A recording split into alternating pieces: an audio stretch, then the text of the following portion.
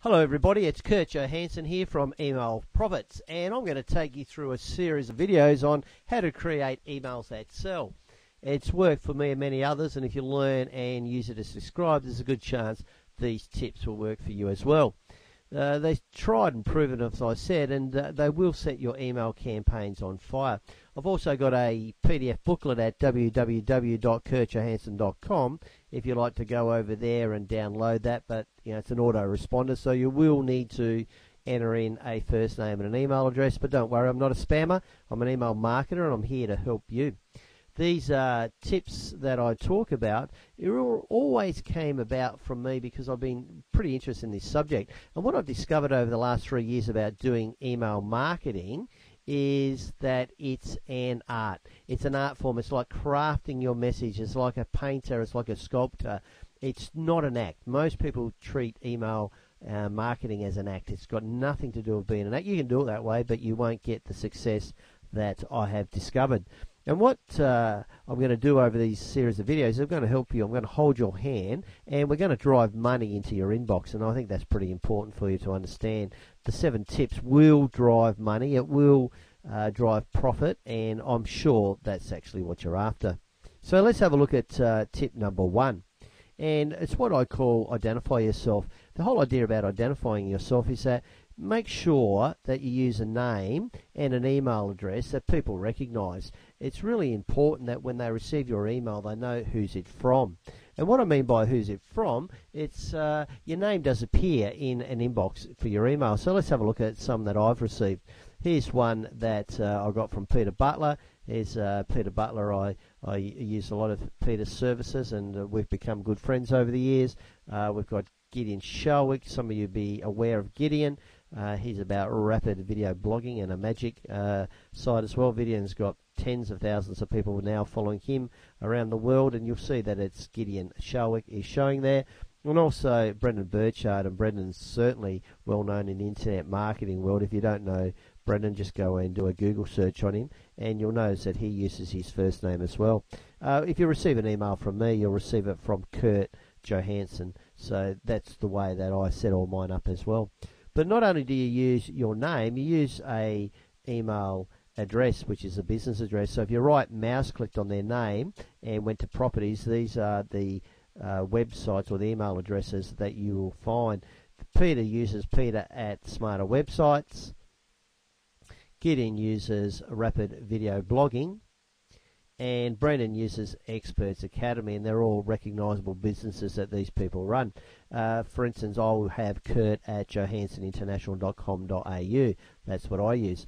One of the things that we certainly discourage, it's not to use Gmail accounts or Windows Live accounts or Hotmail, Yahoo type accounts if you're going to email market. These are really good email addresses if you want to receive information from to protect your normal domain name email address. However, don't use them for email marketing and try to drive money into your account. It just doesn't ooze professionalism. People can tell that they are free accounts. So that was tip number 1. Use an email name and address that's easily recognizable and will identify yourself. Tip number 2 is to personalize and use a subject line. And what we mean here is that greet your email recipients like you would greet them in the street. I like to use hi with a first name and a salutation. I would use hi, and it'd be hi Pam, hi Steve, hi Mary, whatever, and then go on with a subject line after that. I think that's pretty important. I found that the first name increases my open rates incredibly. I've seen rates as high as 650% spoken about. I know using the first name certainly helps myself, and it helps all of my clients as well. But also use an alluring subject line to help people open up your email. It sort of like forces them into it, and curiosity always works well. So let's have a look at a few that I've received in recent times. I'll explain these as we go through. Let's have a look. Survey Magazine sent me one, and it said February issue of Survey Magazine. You'll see that there. Living Social, your Living Social deal to Casa de Beauty is ready. The subject line from Vimeo was 4 new features on Vimeo. And Peter Butler sent one and said, hi Kurt. You'll see that's the personalisation that I'm talking to, and then he had his subject line as well. So Peter was the only one here using the personalisation that I talk about. Okay, general rules to obey for a subject line is limited to around 50 characters, 6 to 8 words. I like to start them with a capital letter and use apostrophes either side. And what I like to do here is try to create the curiosity or get people thinking about, what do you actually want, because you're trying to get them to double click open the email. That's the purpose of the personalisation and the subject line. So let's have a look at those subject lines and see what we would do. The first one was Survey Magazine, February issue. Well, I just don't like it. It doesn't do anything for me. It's all about Survey Magazine. It's got nothing to do with me. There's no benefit for me whatsoever there. So I would maybe try something like this, and I don't know if Survey Magazine does these, but 4 things men want women to do inside your February edition, if that's what you want to put down. You try to create a subject line to get people to open the email. Of course, the February edition would need to have 4 things men want women to do. That's just a part of the parcel. Don't put a subject line that the email's not about. Let's have a look at the next one, Living Social. Your Living Social deal to Casa de Beauty is ready. That's not bad. This will probably force me to open the email because I'd want to know what the deal particularly was. The Vimeo said 4 new features on Vimeo. Not bad, not bad. I reckon they let themselves down in the 2 line where they've got the friend. So that sort of tells me it's been blasted out to a lot of people, and I'm not their friend. I get some emails from them, I'm certainly not their friend. How about something like 4 new features on Vimeo plus the latest? That might have got me to go, but I'd easily change the 2 would be my biggest suggestion there. The one I got from Peter said, "Hi Kurt, members only, double your website sign-ups." I like this one the best. It just goes through all my principles, and Peter certainly understands the principles that I do teach.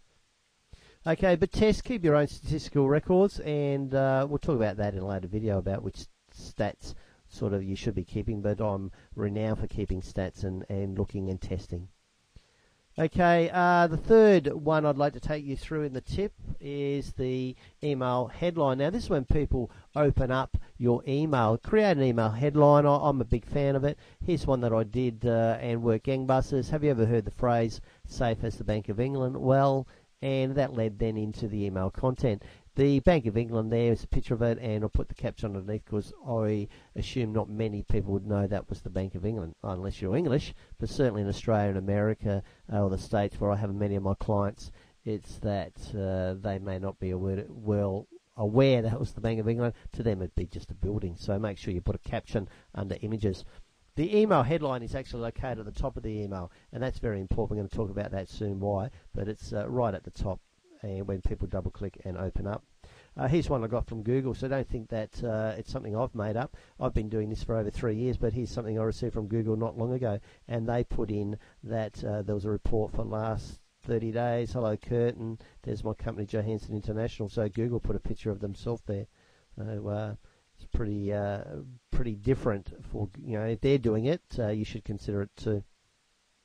Here's one I received from a friend and a client, Victor. He put in the subject line, it's from Victor, Kurt can offer you a gift. When I went to the email headline, and that's what my tip number 3 is about, the email headline, you'll see that it reads, would it be alright if I gave you a gift? They're synonymous, they make sense. The subject line and the headline marry up together, so there's synergy there. Alright, you could do nothing, and if you do nothing, my stats tell me that your statistics, etc., will go down from whatever you want the intended was. So I'm a big believer of putting something in there, because the email headline for me serves as a gateway or an entrance to get your email message read, and it's very important that you understand that. One of the things I also like to point out is that a lot of emails these days are read on PCs, laptops, tablets are pretty famous. The iPad 2 is just out as I'm making this video. The mobile phones are very popular these days for people to get their emails on, except I certainly don't. I'd rather go back to a PC. I don't want to use my phone that way, but a lot of people read, or 37% or 32% was my last stat, so I read that business people getting emails through mobile phones. The So yeah, subject line is very, very important. That leads them into the email headline, and the email headline is what they'll actually then open up and read first. So it just makes sense to have something there. Okay, it's a learned skill to write email headlines. I write them first, and what I invariably do later is change them. But at least I get something down. There's a different way you may do it. I read a lot of people saying, you do your headline at the end. Some people do them at the start. I certainly like to write a headline before I write an email, and then I do invariably change though. What I also like to do is tell people that it is a learned skill, so get some training and add some copywriting skills, and we can certainly help you there if you need. If you want to write email headlines, go ahead, because I think it works best, but it does depend. Bulk email marketers tend to ignore them these days. They want to try to get you over to a video, over to a sales page, over to a landing page, over to a website pretty quickly, so they ignore it. Test with your list. Doesn't mean that you don't do it because the big players do. The majority of my people have 350 to 10,000 on their list, and that's the market that I play with for small to medium businesses. The big email marketers out there send to 50,000 plus, and they tend to ignore email headlines that I see. I don't know why. They would have their own reasons for that, but if you're a small business out there, you've got the local fish and chip shop, the mechanic shop, anywhere where you've got a bunch of clients now, then you'll find that these tips will work sensationally for you. But do your tests, that's the easiest way. And I find that email headlines is a great segue into my email tip number 4, which I'll put into the next video. But let's recap these tips first. Tip 1 said use a name and an email address which is recognizable.